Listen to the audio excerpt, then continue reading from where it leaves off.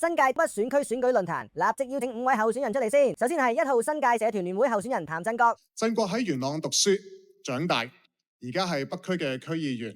今次振國參選嘅口號係提速北都，為你增值。讓我哋為大家共建一個更美好嘅新界北。2號候選人工聯會嘅曾勁聰。阿聰紮根喺社區超過20年，現時做緊第3任嘅全職區議員，不單止喺北區工作，亦都喺北區長大，見證咗新界北迎來北部都會區。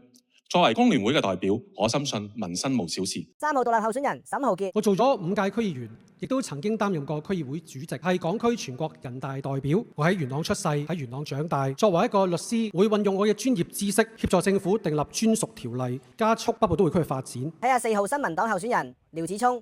我係現任嘅沙田區議員、選舉委員會委員，同埋烏溪沙及長徑村嘅村長。我自2015年起紮根新界，服務社區，見證住居民喺住屋、交通遇到嘅種種挑戰。最後到5號民建聯候選人姚明。